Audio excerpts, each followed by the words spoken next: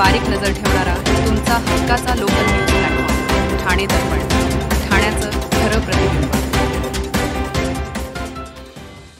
ठाणे, पुणे, नवी मुंबई, कल्याण आणि भिवंडी शहरात घरफोडी करून धुमाकूळ घालणाऱ्या चिखलकर टोळीला ठाणे पोलिसांच्या गुन्हे अन्वेषण शाखेने अटक केले।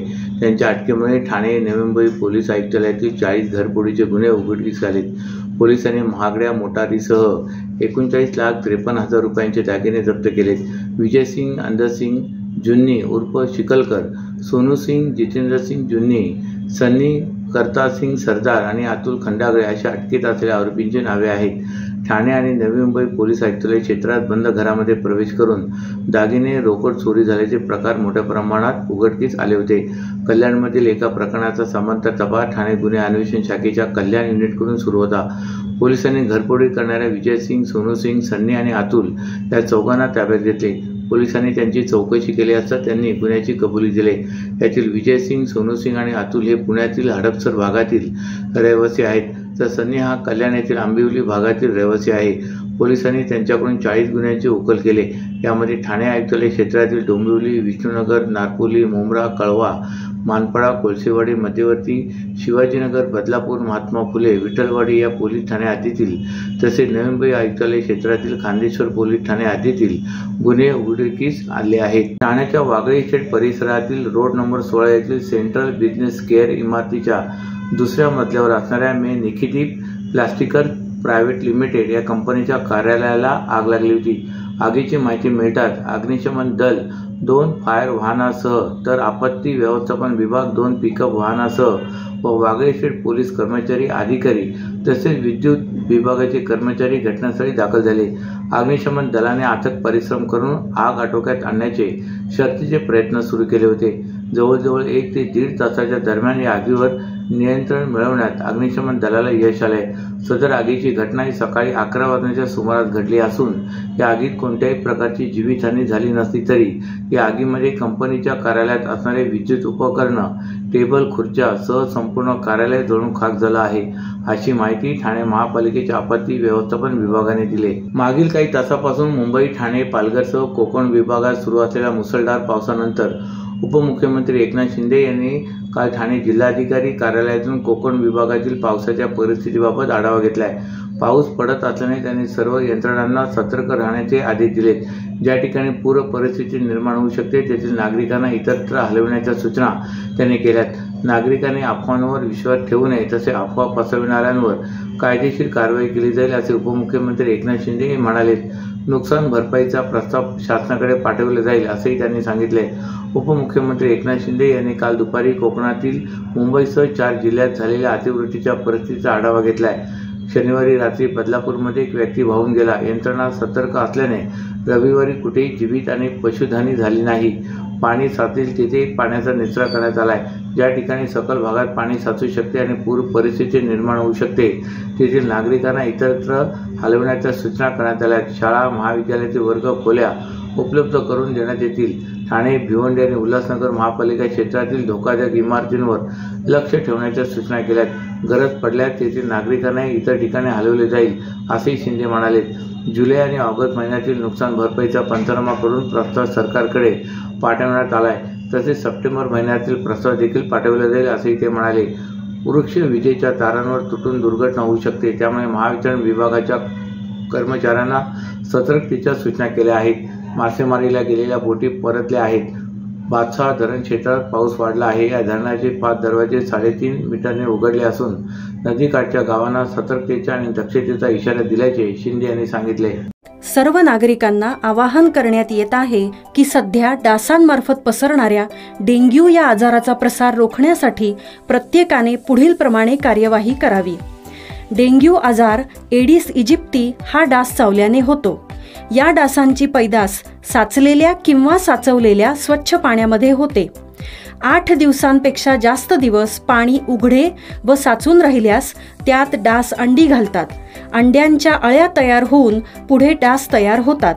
यासाठी आपल्या घरातील पाणी साठे, उदाहरणार्थ बॅरल्स, पिंपे, टाक्या, हौद, रांजणे इत्यादी दर आठवड्याला रिकामे करून घासून पुसून कोरडे करून पुन्हा भरावे।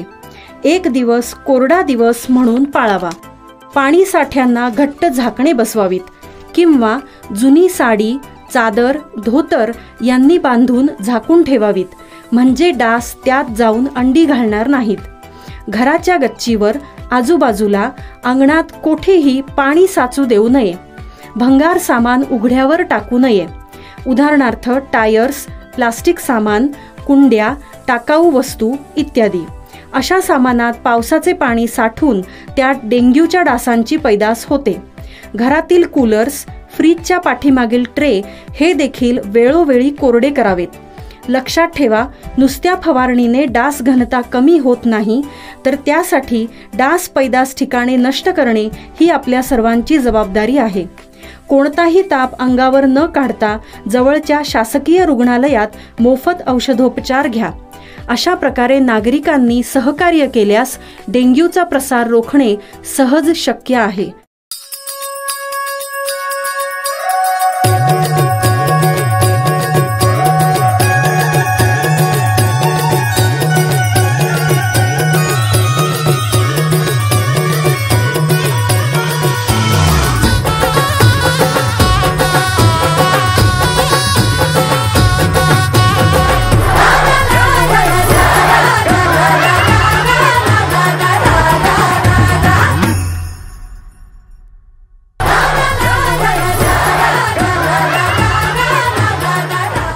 आईच्या नावाचा गोंधळ मांडीला, गोंधळाला ये आई, गोंधळाला ये आई,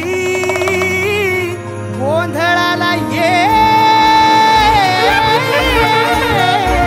रुग्ण आणि डॉक्टर यांच्यात फार्मसिस्ट हाच मुख्य दुवा असतो, तेव्हा ग्राहकांनी वारेमाप सवलतीमध्ये मिळणाऱ्या दर्जाहीन औषधांना न भूलता औषध तज्ज्ञ फार्मासिस्टकडून दर्जेदार औषधांचा आग्रह धरावा, अन्यथा आरोग्याला धोका संभवतो, असे जनजागृतीपर आवाहन ठाणे केमिस्ट अँड ड्रग्ज असोसिएशनने आयोजित केलेल्या कार्यक्रमात केले.